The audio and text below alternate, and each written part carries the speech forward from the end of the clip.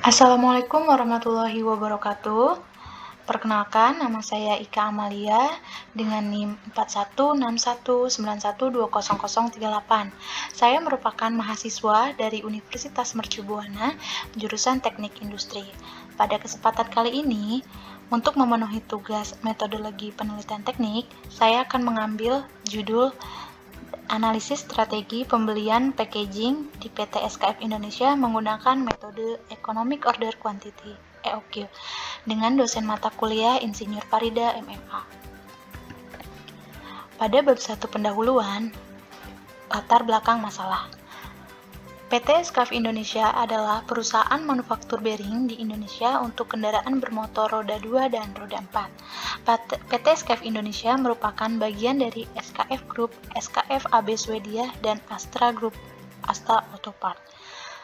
Barang yang sudah selesai diproduksi, apabila tidak diimbangi ketersediaan packaging yang sesuai, hal ini akan menyebabkan barang finished good tidak dapat dikirimkan ke supplier.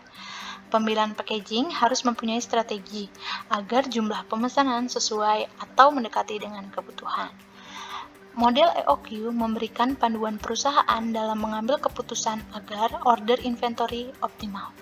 Model EOQ akan memastikan perusahaan dapat mencapai biaya pengelolaan inventory yang efisien, terutama dari sisi biaya order dan biaya penyimpanan inventory. Rumusan masalah. Berdasarkan latar belakang masalah di atas, maka permasalahan dapat dirumuskan sebagai berikut. Yang pertama, berapa jumlah pembelian packaging yang optimal dengan menggunakan metode EOQ? Kedua, berapa frekuensi pemesanan packaging per tahun dengan menggunakan metode EOQ?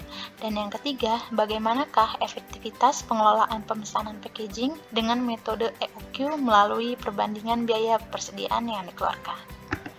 Tujuan penelitian, yang pertama, untuk mengetahui jumlah packaging yang optimal untuk setiap pembelian.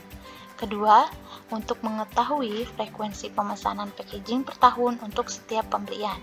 Ketiga, mengetahui efektivitas pengelolaan pemesanan packaging dengan menggunakan metode EOQ melalui perbandingan biaya persediaan yang dikeluarkan.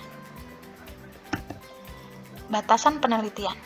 Analisis yang pembelian menggunakan metode EOQ hanya pada packaging yang digunakan di PT SKF Indonesia. Yang kedua, data pendukung pembelian packaging yang diambil merupakan data periode Januari sampai Desember 2020. Metode yang digunakan dalam perencanaan persediaan bahan baku dengan metode Economic Order Quantity dengan model probabilistik.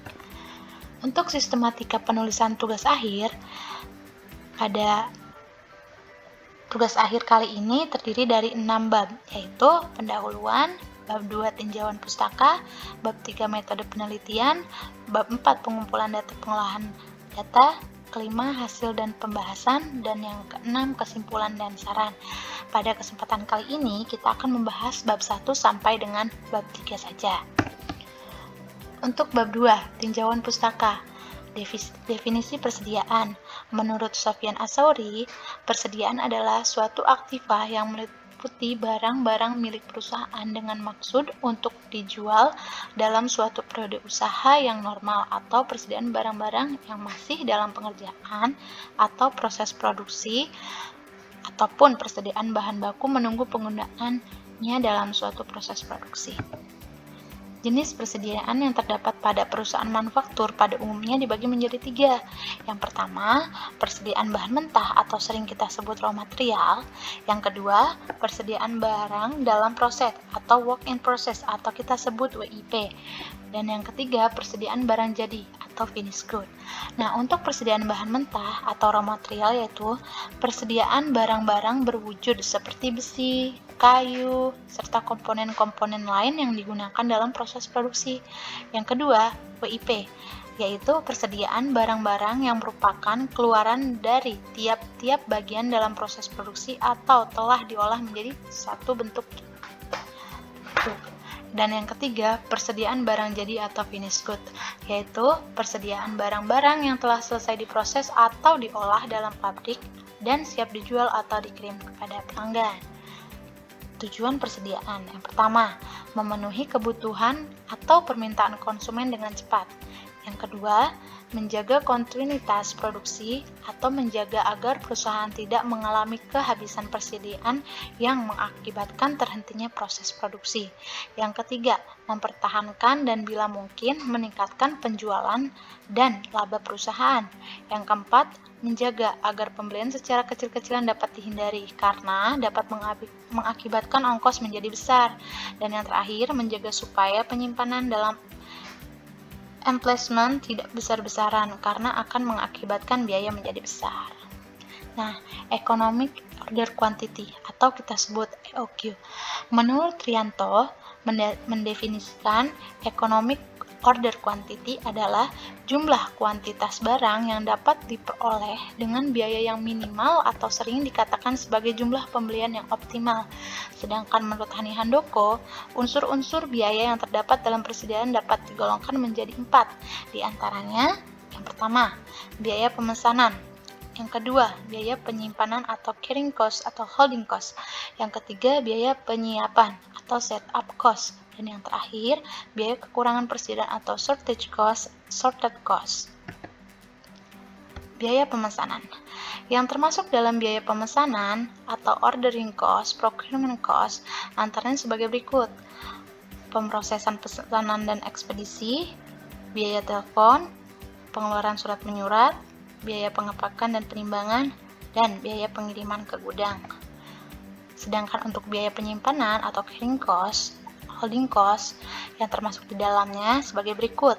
Di antaranya, biaya fasilitas di dalam biaya ini sudah termasuk biaya penerangan, biaya pendinginan ruangan, biaya asuransi persediaan, biaya pajak persediaan, biaya pencurian, pengerusakan atau perampokan. Biaya penyiapan atau setup cost, di antaranya biaya mesin-mesin menganggur, biaya menyiapkan tenaga kerja yang langsung, biaya penjadwalan, dan biaya ekspedisi. Biaya kekurangan persediaan atau shortage cost, sorted cost, biaya kehilangan waktu produksi, bagian mesin dan karyawan, biaya kehilangan penjualan, biaya kehilangan pelanggan, biaya pemesanan khusus, biaya ekspedisi, selisih harga, dan terganggunya operasi.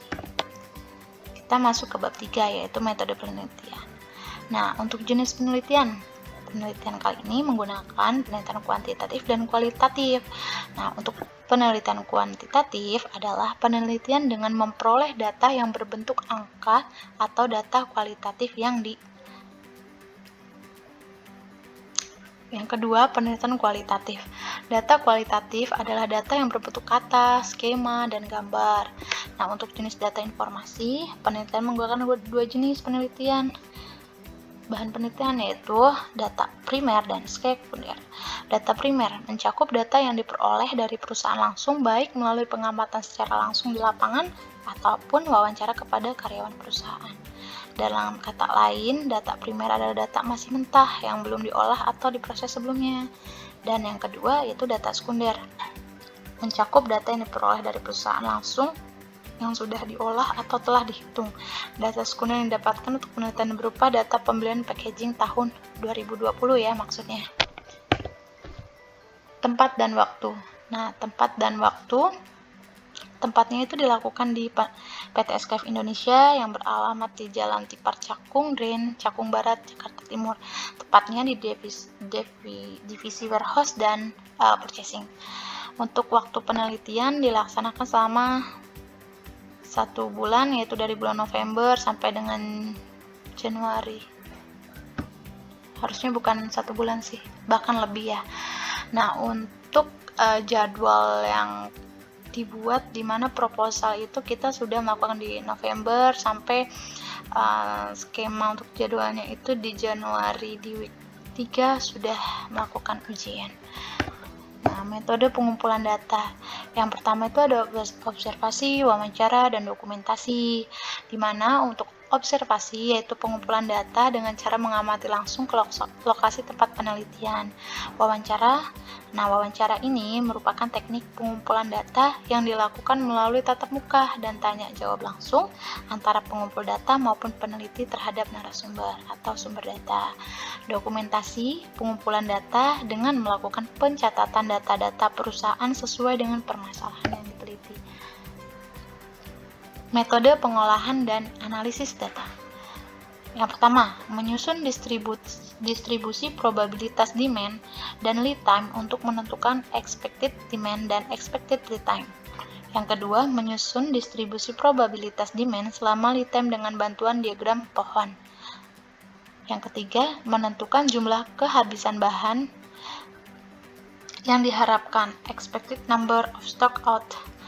Yang keempat, menentukan Q optimal sementara dengan menganggap bahwa unit yang habis diharapkan atau IS sama dengan 0.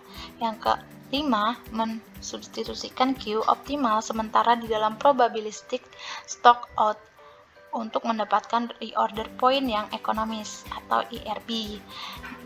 Selanjutnya, menentukan Q optimal akhir, dilanjutkan dengan menentukan total inventory cost atau TIC, dan yang terakhir membandingkan selisih antara hasil perhitungan TIC di atas dengan TIC yang sebenarnya terjadi di perusahaan. Nah, mungkin cukup sekian presentasi dari saya.